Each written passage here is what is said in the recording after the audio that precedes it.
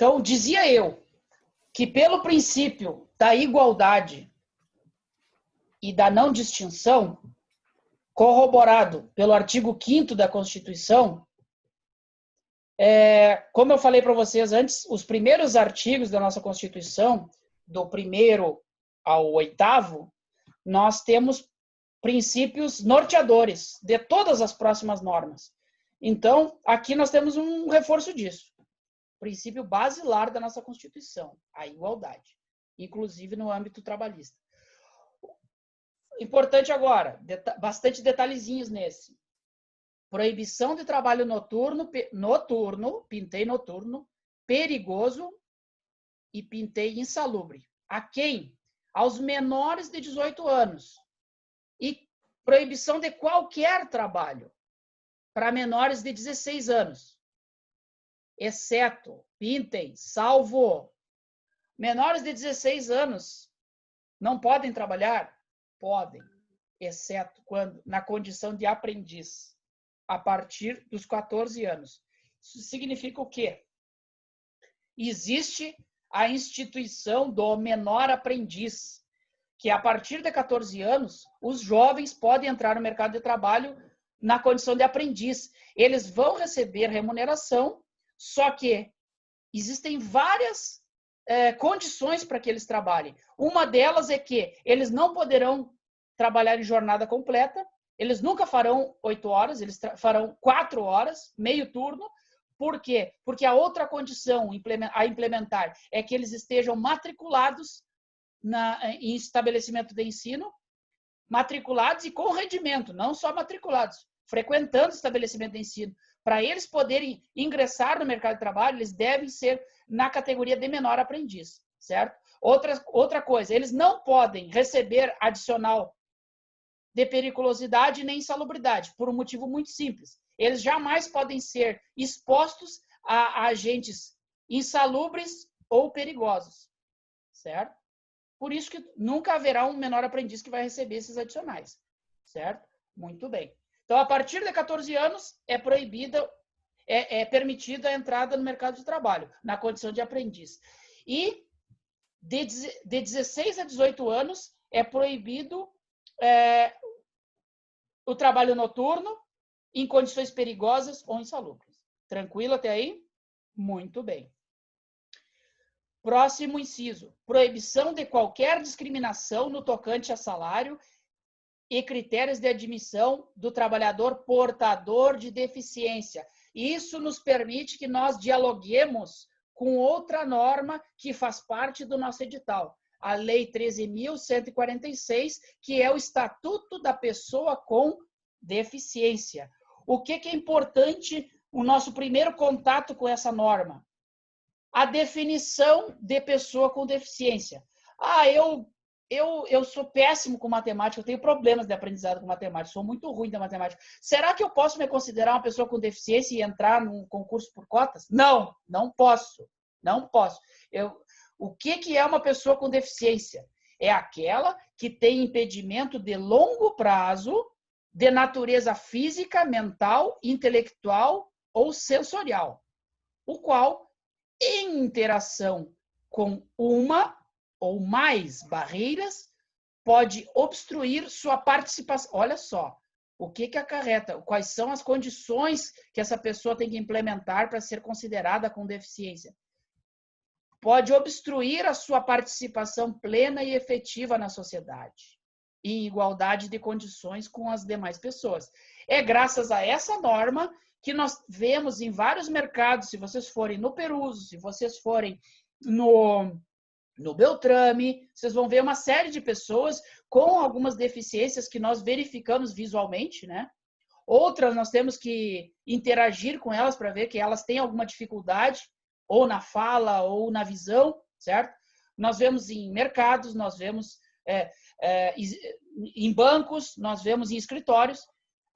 Existe uma política pública trazida por essa lei, 13.146, certo? Que criou, entre outras coisas, a empresa E-Social. Então, graças a essa lei, nós temos a participação de pessoas com deficiência cada vez mais no mercado de trabalho, certo? São medidas de inclusão, tá? Medidas de inclusão, é interessante nós anotarmos do lado do título. Políticas de inclusão, certo? Tudo isso diz respeito a essa norma. E artigo 107, né, que fez com que nós nos vinculássemos a esse inciso. É proibida a adoção de qualquer prática discriminatória e limitativa para efeito de acesso à relação de trabalho ou de sua manutenção, por motivo de sexo, imagem, raça, cor, estado civil, situação familiar, deficiência. Na verdade, esse artigo, ele trouxe todas as espécies de discriminação, mas ele queria privilegiar quem? As pessoas com deficiência.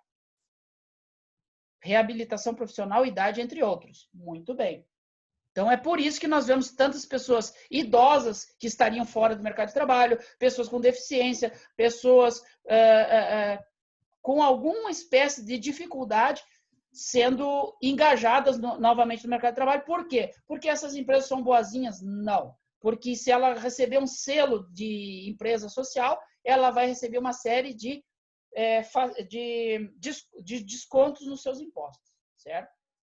O caráter de filantropia, uma palavra que eu sempre esqueço. Se ela conseguir comprovar sua filantropia, ela vai ter uma série de benesses tributárias. Muito bem. Então, pessoal, eu vou introduzir aqui... Não, eu vou terminar. A nacionalidade. Não podemos deixar nada para trás, é muita matéria. Então, para definir a nacionalidade do povo brasileiro, nós temos 2 critérios. A Constituição, o direito brasileiro, adota 2 critérios para definir quem são os brasileiros natos. Os chamados ius soli e ius sanguinis. Jus solis e jus sanguinis. Jus solis significa o quê? Que todas as pessoas que nasceram em solo brasileiro, via de regra, serão brasileiros. Jus sanguinis. Todas as pessoas que têm na sua ascendência uma pessoa ou 2, o pai ou a mãe de sangue brasileiro, são, via de regra, brasileira. Certo? Entendido até aí? Essa é a regra. Vamos para as exceções. Então, o que a Constituição diz? Nós temos 2 tipos de brasileiros, concordo? Os brasileiros natos e os naturalizados. Tá? Os brasileiros natos, eles nasceram no solo brasileiro, mesmo que de pais estrangeiros. Somente se esses pais vieram ao passeio. Se eles estiverem a serviço do seu país, eles são estrangeiros, mesmo nascidos aqui. Consegui me fazer entender? Nacheli? Entendeu? Tá. Outra espécie de brasileiro nato, nascido aqui. Os nascidos no exterior, mas de pai ou mãe brasileira. Certo? Principalmente se eles estiverem a serviço da nossa república. Militares, embaixadores, ministros e assim por diante. E a terceira classe de brasileiros natos. Os nascidos lá no estrangeiro, de pai ou mãe brasileira, desde que registrados em repartição estrangeira competente.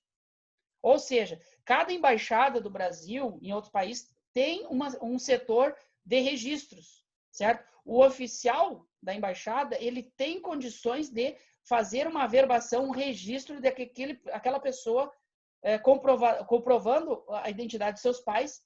Ele é um oficial, ele age como um juiz de paz, certo? Ele tem autoridade para declarar o filho da Nacheli, o filho da Sabrina, lá na Alemanha. Se a Sabrina comprovar que ela é brasileira, com a sua documentação, ele tem autoridade para proclamar o nascimento de um brasileiro no exterior. Muito bem. E agora nós temos a outra categoria de brasileiros, os naturalizados, aqueles que não nasceram brasileiros, mas querem sê-lo.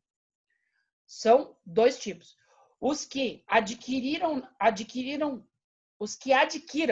nacionalidade brasileira, exigidas aos originários de países de língua portuguesa apenas a residência por 1 ano ininterrupto. Quais são os países de língua portuguesa?